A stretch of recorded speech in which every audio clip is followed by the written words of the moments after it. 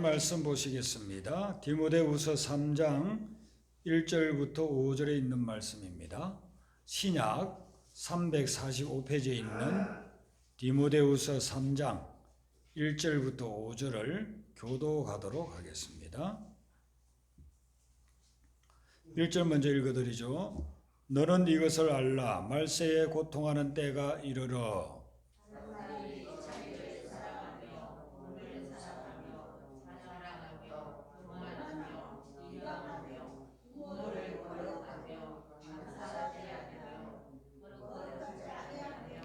무정하며 원통함을 풀지 아니하며 모함하며 절제하지 못하며 사나우며 선한 것을 좋아하지 아니하며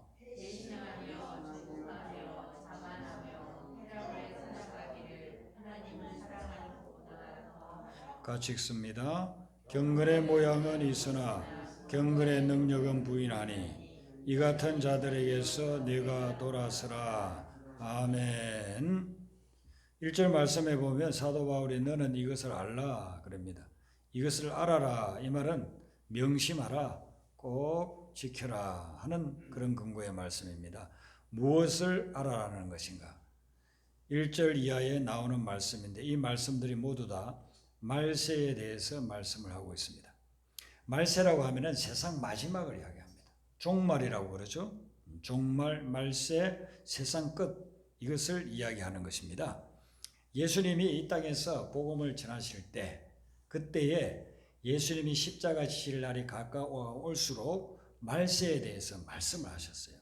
내가 이 땅에 오고서 그리고 십자가 지고 부활하고 승천하고 난 후에 그로 끝나는 것이 아니고 내가 때가 되면은 올 것이다. 다시 온다. 그리고 반드시 온다. 심지어는 속히 온다라고 표현하고 있습니다. 요한계시록에 보면 사도 요한이 환상 중에 주님을 만나고 천국의 모습들을 많이 보게 되죠. 그런데 그 마지막 부분에 예수님이 우리에게 약속해 주는 바가 있어요. 여러분들 요한계시록을 한번 펴보겠습니다. 요한계시록 마지막 장 22장까지 있죠. 성경의 제일 마지막을 한번 보겠습니다.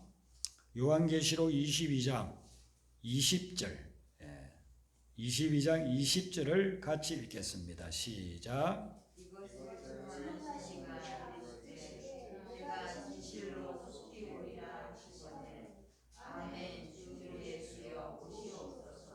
아멘. 이게 성경의 마지막 절이잖아요. 마지막 절에 예수님이 사도 요한에게 뭐라고 약속해 주느냐면 내가 진실로 속히 오리라 그랬습니다. 이 외에도 요한계시록 여러분들 쭉 읽어보면은 예수님이 속히 오신다는 말씀을 반복해서 이야기해 주고 있어요. 근데 마지막 부분에 성경 마지막 부분에 약속을 해놨으니까 이거는 확실한 것입니다. 그래서 사도 요한이 아멘 주 예수여 오시옵소서 이렇게 하고서 이제 성경이 끝나는 거거든요.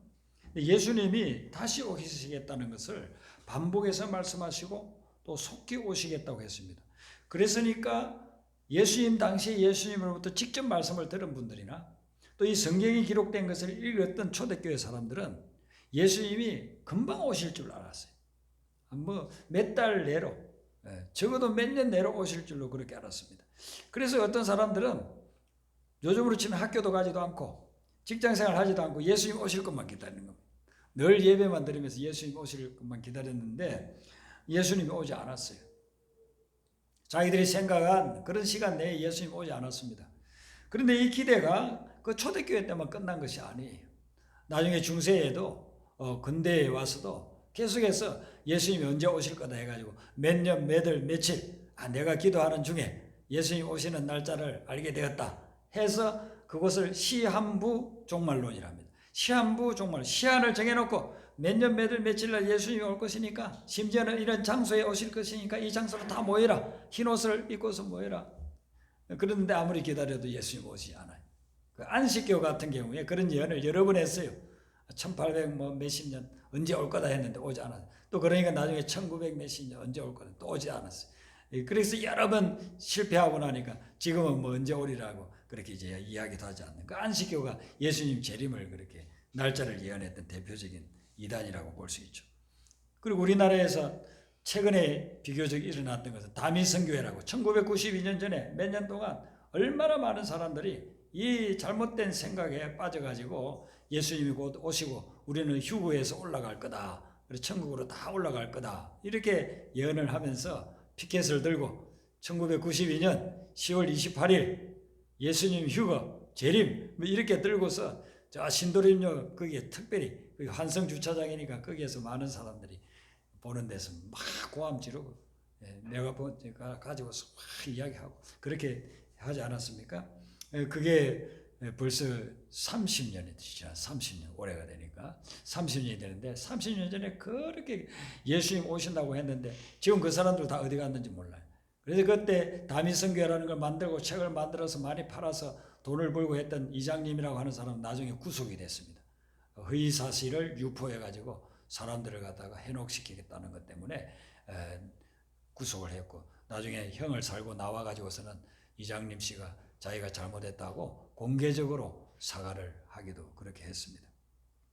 이렇게 초대교회나 현대에 있어서도 예수님이 몇 년 몇 시에 어디에 오실 거라고 그렇게 예언을 했던 많은 사람들 왜 이들이 잘못되었을까요?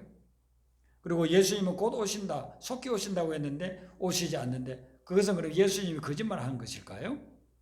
그걸 우리가 이제 성경을 통해서 살펴봐야 됩니다. 성경 우리가 한 군데 한번 보겠습니다. 구약 성경 시편 90편 4절 보겠습니다. 시편 90편 4절. 시편 90편은 모세의 기도인데 모세가 쓴 유일한 시편입니다. 시편이 150편까지 있는데 대부분이 다윗이 많이 썼고 솔로몬이 쓴 것도 있고 아삽이 쓴 것도 있고 이렇게 한데 모세가 쓴 시편은 딱 한 편이 있어요. 이게 모세의 기도입니다. 모세는 구약에서 가장 영적인 인물로 하나님께 쓰임받은 분이죠. 이제 이분이 주님과 대화하면서 깨달은 것을 이렇게 기도드린 거예요. 자, 시편 90편 4절 같이 읽습니다. 시작.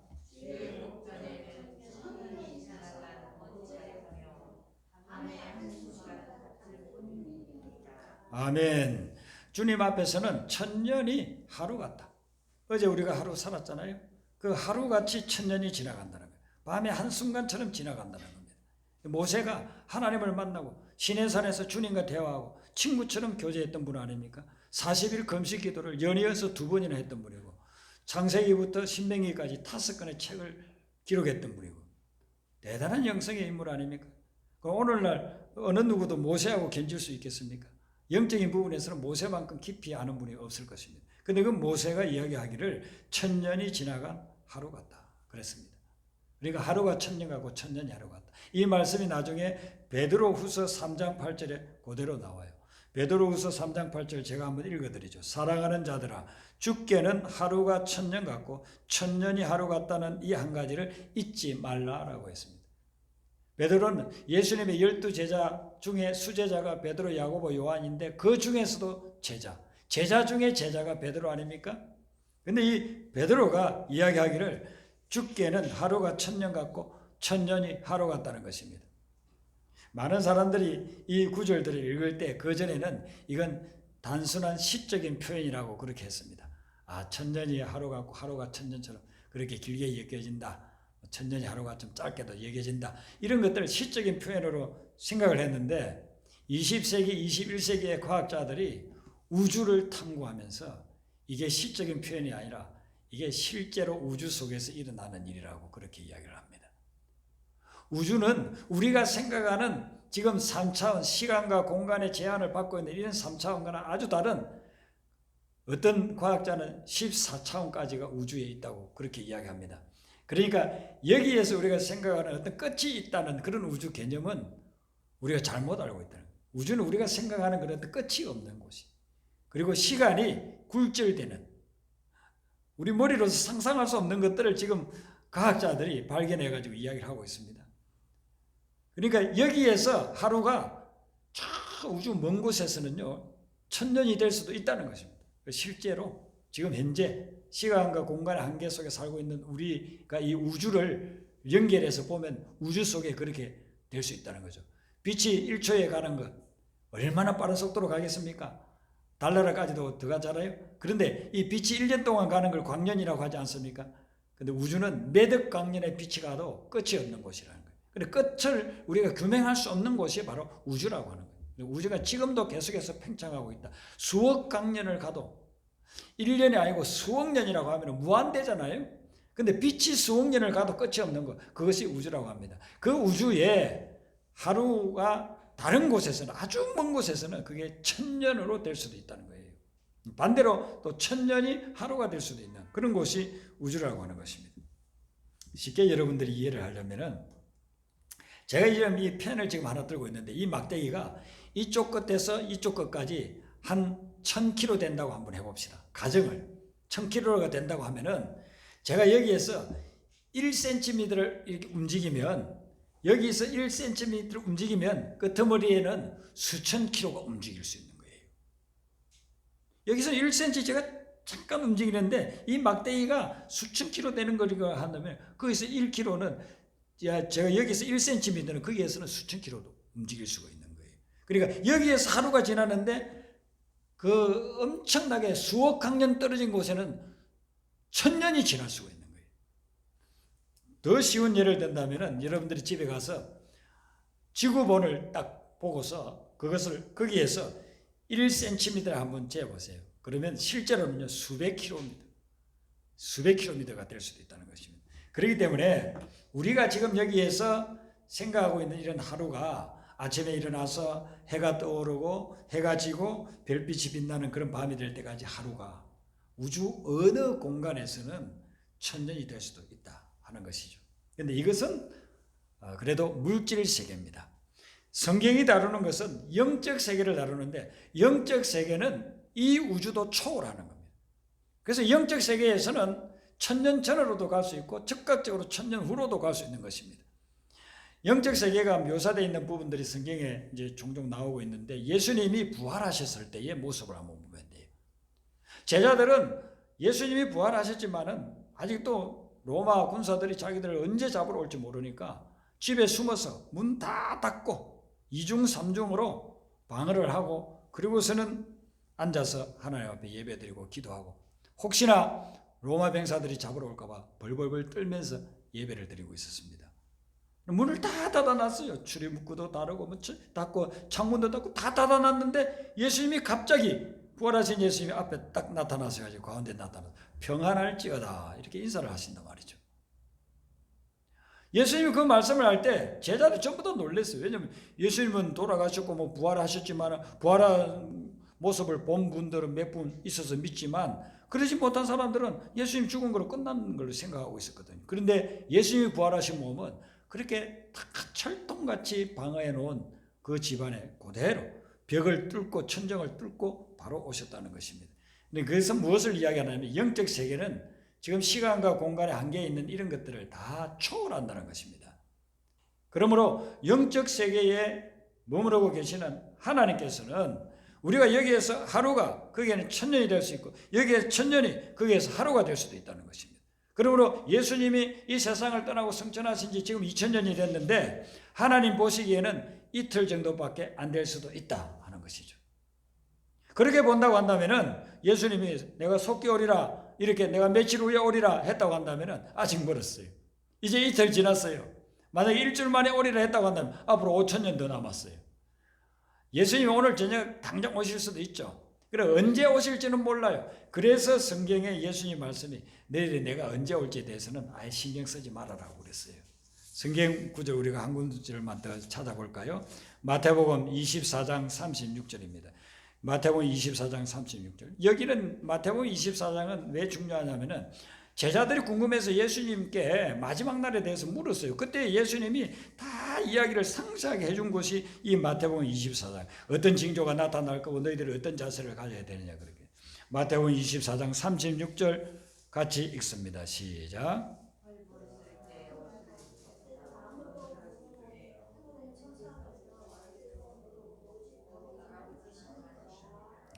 마태복음 24장 36절입니다.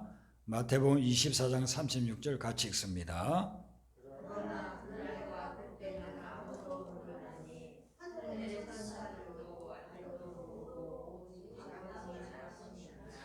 아멘. 이게 다른 사람 말이 아니고 예수님 말씀이에요. 예수님 말씀이 그날과 그때, 종말의 때, 말세의 때는, 예수님이 다시 오실 때는 아무도 모른다. 하늘의 천사도 모르고 그리고 아들은 예수님이죠. 예수님도 모르고 오직 아버지만 아시느니라. 하나님 아버지만 아신다. 그리고 사도행전 1장 7절에 예수님이 승천하시기 전에 예수님을 바라보고 있는 제자들을 향해서 뭐라고 말씀하시느냐 하면 때와 시기는 아버지께서 자기의 권한에 두셨으니 너희가 알 바 아니요. 왜냐하면 알려고 하지도 말아라. 언제 예수님이 오실까? 그건 알려고 하지도 말아라는 거예요. 그런데 오늘 많은 사람들이 신앙생활을 하면서 신앙이 깊어지고 이렇게 하면은 어떤 생각을 하는 거예요? 예수님이 언제 오실까? 내가 기도해 보니까 언제 오실까? 제가 처음에 교회를 나갔을 때 고등학교 때였어요. 인천에 수천 명 교회를 목회하는 목사님이 오셔가지고 부흥회를 했어요. 부흥회를 하는데 그분이 뭐라고 하시느냐 하면은 아버지가 목회하시다가 은퇴하셨는데 이제 아버지 말씀이 그렇다는 거예요. 우리 아버님 말씀이 내가 죽기 전에 예수님이 오신다. 그렇게 따르는 거예요. 내가 죽기 전에 예수님이 오신다고 했다는 겁니다. 그래서 저는 그때는 예수님을 믿은 지 얼마 안 될 때이기 때문에 또 그렇게 유명하고 이름을 이야기하면 여러분들 다 알 수 있는 분이 그런 유명한 그런 부흥 강사님이 오셔서 말씀하니까 저는 그걸 그런 줄로 알았어요. 근데 얼마 있지 않다가 그 목사님 아버님 돌아가셨어요. 근데 지금까지도 예수님 안 오고 그 목사님도 지금 돌아가셨어요. 그런데도 예수님 안 오셨어요. 그러니까 우리가 예수님이 언제 어디에 오실 거라고 하는 거 그렇게 이야기하는 사람들은 전부 다 이단이에요. 왜냐? 예수님 말씀을 거역하고 있으니까. 예수님은 거기에 대해서 신경도 쓰지 말아라. 알려고 하지도 말아라. 그러니까 언제 예수님이 오실 거라 그것은 아예 신경도 쓰지 말아라는 것입니다. 대신에 무엇을 우리가 해야 되느냐 하면은 종말의 징조가 보일 때마다 깨어 있으라는 겁니다. 영적으로 깨어 있는 거 이게 중요한 것이지 언제 몇 년 몇 월 몇 시에 오실 거다. 그 예언은 기독교 역사 2000년 동안 수도 없이 수백 번 수천 번을 했지만 전부 다 빗나갔어요. 하나도 이루어지지 않았다는 것입니다. 그리고 예수님 말씀대로 알지 말라고 했기 때문에 알려고 한 것이 다 실패로 돌아갔다는 것이죠. 오늘 2절부터 5절에 보면은 말세에 나타날 현상들이 모두 19가지가 나옵니다. 여러분들 집에 가서 한번 세보시기 바랍니다. 많이 나오죠? 불과 4절밖에 안 됐는데 그 4절에 말세에 이런 현상들이 나타날 거라고 쭉 이야기를 하고 있어요. 19가지를 이야기를 하고 있습니다. 근데 거기에서 핵심은 뭐냐 하면은요, 사랑입니다. 사랑을 이야기하는데 이 말은 뭐냐 하면은 너희들이 말세의 징조가 보이면 사랑하는데, 제대로 사랑하는데 깨어 있으라.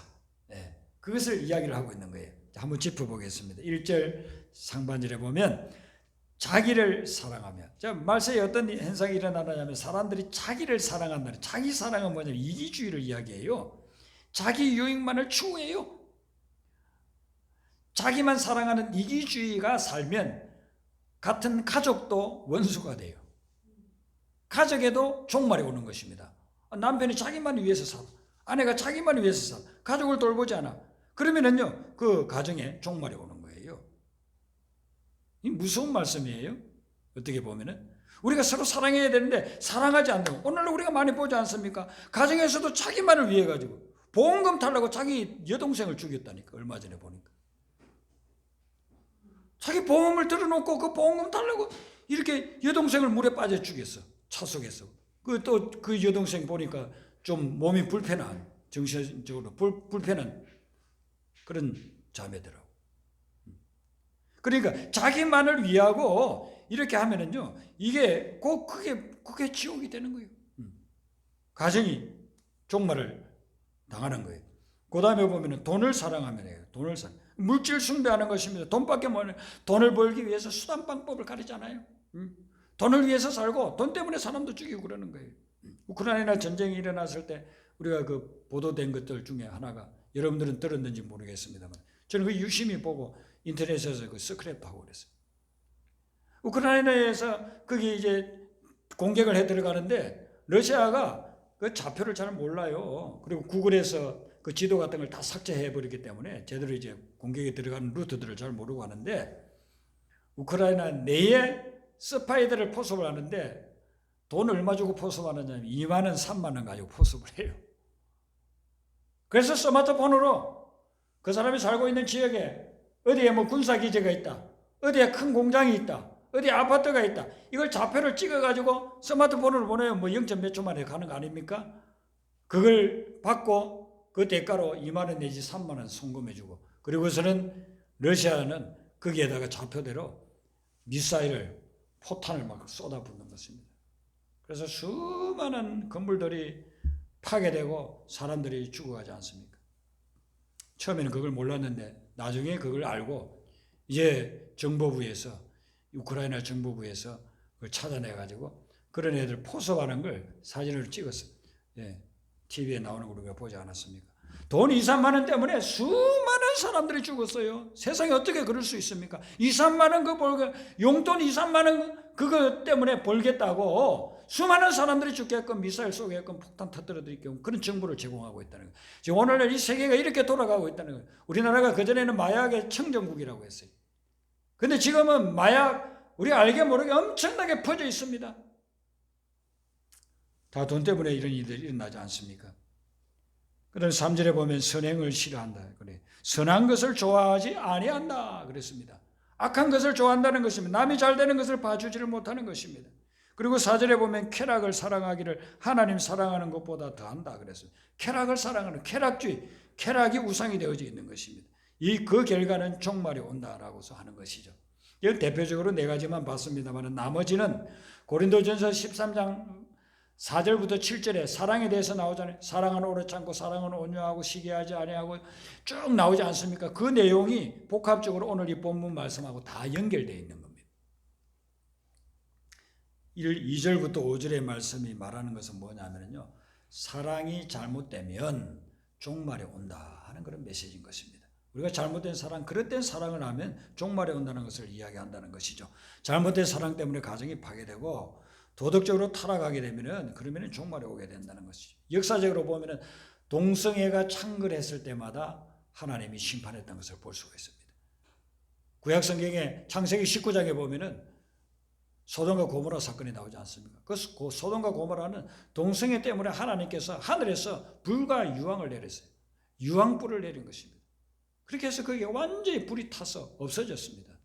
그리고 폼페이도 이 동성애가 엄청나게 창궐했던 지역입니다. 그 옆에 폼페이 하산이 폭발해가지고 전부 다 매몰되고 말하지 않았습니까? 지금 그 유적들을 발굴해내는데 얼마나 그 동성애 하다가 죽은 그 시신들 그대로 막 나타나고 있지 않습니까? 아프리카에는 에이즈 때문에, 동성애로 인한 에이즈 때문에 엄청나게 그런 사람들이 죽어가잖아요. 어린 애들도 막 감염돼가 죽어가고 있지 않습니까?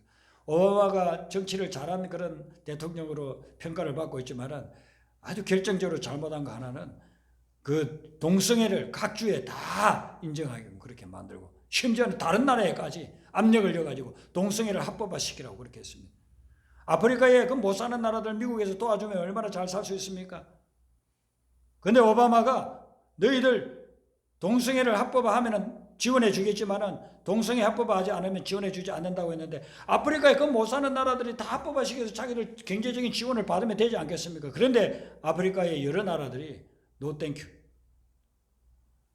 오바마에게 우리는 절대로 합법화시킬 수 없다. 동성애 때문에 에이즈에 대해 우리나라 전체가 지금 망해가고 있는데 그것을 합법화하라는 거냐? 그렇게 해서 반대했다는 것입니다.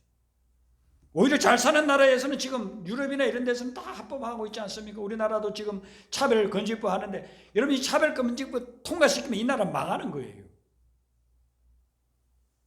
목회자들이 이것 때문에 많이 반대하고 있고 국회의원들 만나가지고 그들에게 절대로 통과시키면 안 된다고 지금 그렇게 해가지고 지금까지 있는데 매년 이걸 상정시키고 있습니다. 정의당이 이것을 통과시키려고 얼마나 애쓰고 있는지 몰라요. 정의당이 몰락하고 있는 이유 중에 하나가 우리가 기도하고 있기 때문에 그런 거예요. 정의당이 잘하는 것도 그동안 있었어요. 그런데 이 차별금지법 이거 통과시키면은요 안 됩니다.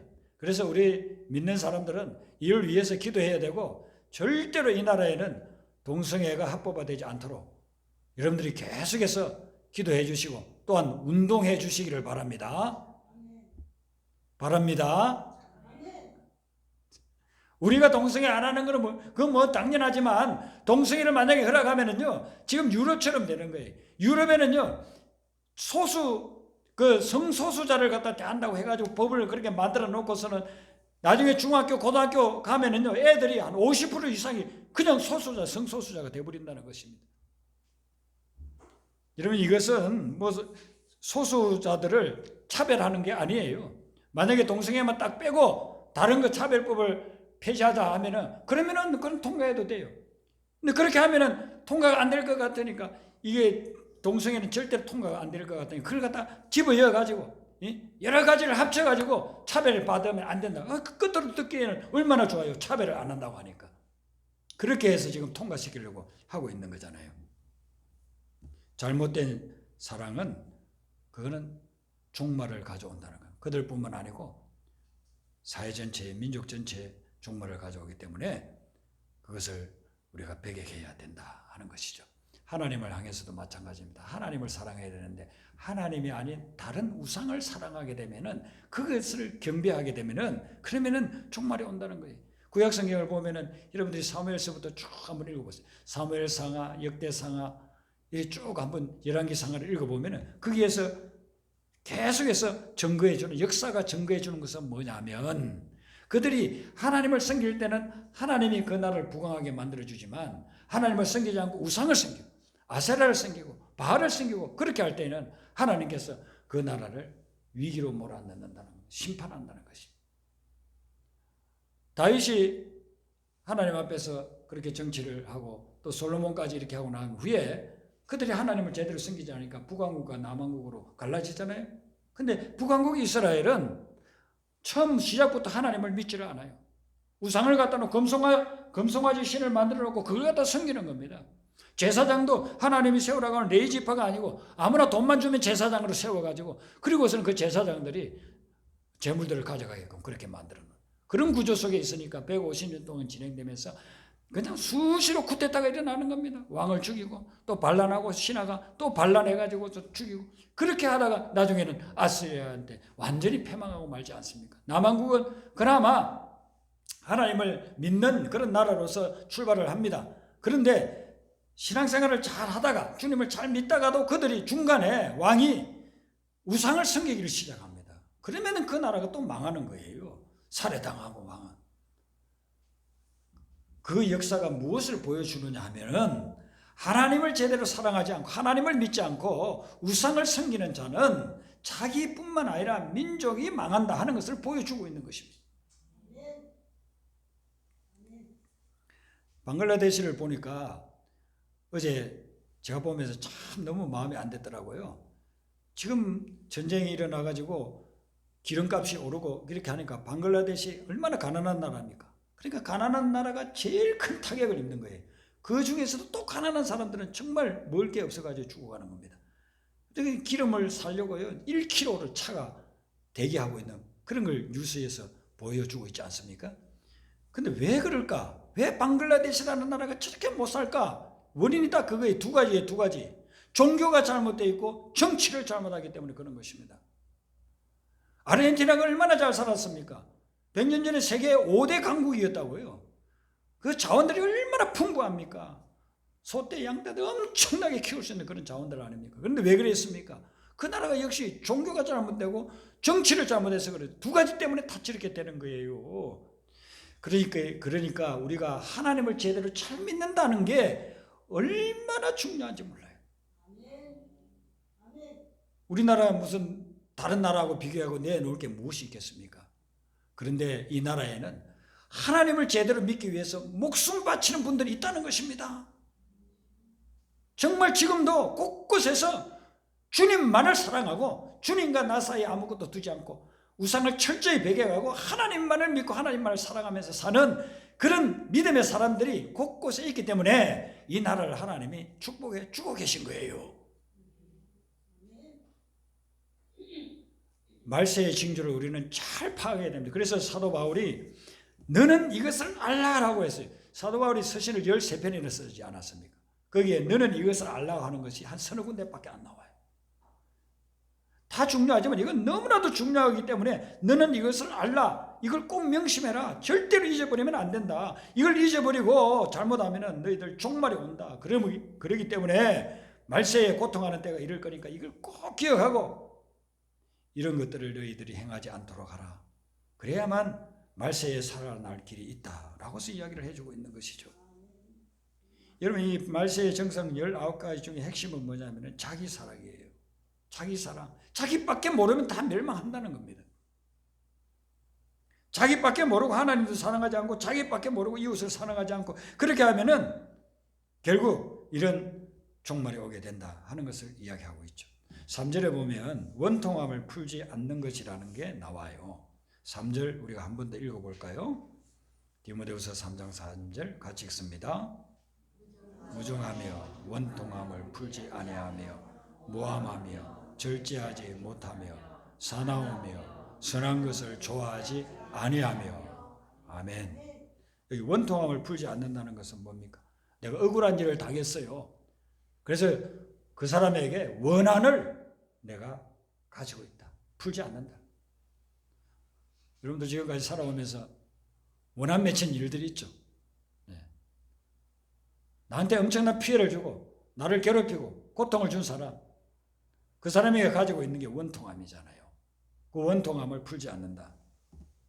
원통함을 풀지 않으면 어떻게 되겠습니까? 복수함. 기회가 안 와서 그러지. 기회만 딱 와라. 내가 반드시 복수하리라. 내가 받은 것 10배로 복수해 주리라. 이게 원통함이에요. 원통함. 그러면 어떻게 될까요? 내가 이 원통함을 풀지 않고 복수를 하면, 그럼 복수를 할 기회가 오면 복수를 했어요. 그럼 그걸로 끝날까요? 그 사람은 자기가 잘못한 것 생각지도 않고 내가 복수했다는 것 그것만 가지고 10배로 또 나한테 복수한다니까. 그럼 내가 또 10배 받았으니 내가 100배로 또 갖다 준다니까. 그러면 끝이 없어요. 그래서 성경에 사도 바울이 갈라디아서 5장 15절에 뭐라고 이야기해요? 서로 물고 먹으면 피차 망한다. 물고 먹으면 피차 망한다는 거예요.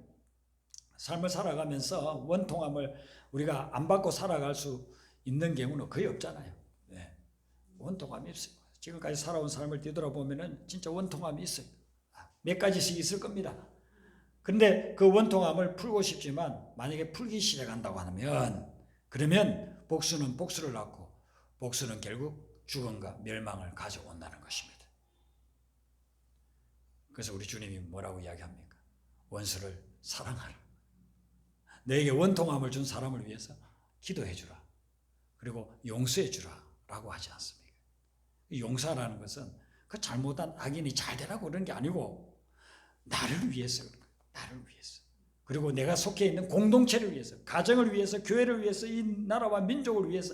지금은 글로벌이라고 하지 않습니까? 세계, 이 글로벌 빌리지, 세계 지구촌을 위해서 우리가 해야 될 것은 뭐냐면은 원통함을 여기 풀지 않고 있지 말고 원통함을 풀어라. 용서해 주라는 것입니다. 전쟁이 일어나는데 전쟁이 처음에 일어날 때는 이제 조그마한 것부터 시작해가지고 전쟁이 일어날 수 있어요. 그래서 포격하고 서로 미사일 쏘고 그렇게 해서 나중에 남는 것이 뭡니까? 다 죽어가는. 러시아도 지금 피폐해지고 있는 거예요. 공격을 한 러시아도 지금 피폐해지고 있는 것입니다. 경제도 다 무너져 내리고 있고, 저 전쟁이 끝나도 저 나라는 회복되려면요 50년, 60년 걸려도 아마 회복되기 어려울 겁니다. 서로 죽는 것입니다. 그래서 원통함을 풀어라는 것이죠. 허버트라고 하는 분은 이런 말씀을 했어요. 다른 사람을 용서할 줄 모르는 사람은 자기 자신이 건너가야 할 다리를 부수는 사람이다. 왜냐하면 모든 사람은 용서를 필요로 하기 때문이다. 다른 사람을 용서해 주지 못하는 사람은요, 자기가 앞으로 건너가야 될 다리를 끊어버리는 거래요. 여러분, 우리가 잘못이 없는 분이 없다고 했잖아요. 우리가 다 죄인이라고 했잖아요. 그러니까 나도 모르게 누군가에게 피해를 줬을 수 있어요. 그럼 그 사람이 나를 어떻게 원수로 생각한다는 겁니다. 근데 그 사람이 나를 용서해 주면 내가 건너갈 다리가 생기는 건데, 내가 모든 다리를 다 끊어 용서 안 하겠다고 하고서 하는 것은 내가 건너갈 다리를 다 끊어버렸어. 그러면 앞으로 우리가 살아갈 때 내가 용서 안 받고 살아갈 수 있느냐 이거예요. 살아가면서 나도 잘못할 수 있어요. 실수로 몰라서 다른 사람에게 피해를 주고 그 사람에게 원한의 그런 감정을 불러일으킬 수도 있어요. 나도 용서받아야 될 때가 있다는 것입니다. 그렇기 때문에 용서는 항상 나도 한다. 다른 사람을 어떤 분도 나는 용서하겠습니다 라고서 살아가야 내가 물러날 다리를 그대로 놔주고 있는 거라 이렇게 본다는 거죠. 굉장한 통찰력을 가진 말씀이죠. 그래서 우리는 이 말세의 징조가 나타날 때마다 참된 사랑을 회복해야 될 줄로 믿습니다.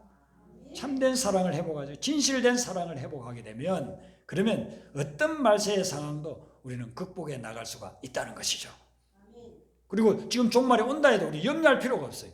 오늘 예수님이 오신다. 내가 사랑하면서 살아간다고 한다면은 원통함도 풀고 잘못된 사랑, 물질 숭배, 우상 그런 걸 다 버리고 참된 사랑만 하고 산다고 한다면 오늘 예수님이 온다 해도 그런 사람은 전부 다 천국으로 직행하게 될 줄로 믿습니다. 예. 오늘 저녁에 예수님이 오시더라도 예수님 만나서 새하늘과 새 땅에 우리가 들어간다고 한다면 무슨 염려할 게 있습니까? 그러나 예수님이 만약에 천년 후에 온다고 생각합시다. 그런데 참된 사랑하지 못하고 오늘 이 말세에 나타나는 이런 것만 하고 산다고 한다면요, 그 다음에 예수님 오시기 전에 내가 몇십년 살다가 죽을 것 아닙니까? 그때 어떻게 천국에 가겠어요? 천국 못 가죠. 이런 말세의 징조에 빠져 있다고 한다면 어떻게 천국을 가겠어요? 그러니까 언제 예수님이 오느냐 안 오느냐, 지구의 종말이 언제 오느냐 안 오느냐 그게 중요한 게 아니고 내가 지금 깨어서 참된 사랑을 하면서 살아가느냐 아니냐 그게 중요하다는 거예요. 참된 사랑을 함으로 인해서 예수님이 언제 오시는지를 불문하고 늘 하나님의 나라, 천국, 영생을 누리는 삶 되시기를 주님의 이름으로 축원합니다. 우리 찬송 176장 부르도록 합니다.